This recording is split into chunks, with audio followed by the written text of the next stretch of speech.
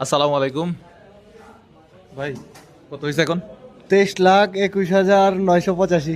4 million মানে কত, 40 লাখ না? আর মাত্র বেশি না, 17 লাখ দরকার। আল্লাহ, অলরেডি 3 লাখ ক্রস করছে। আমার মনে হচ্ছে 3-4 দিনের মধ্যে হয়ে যাবে।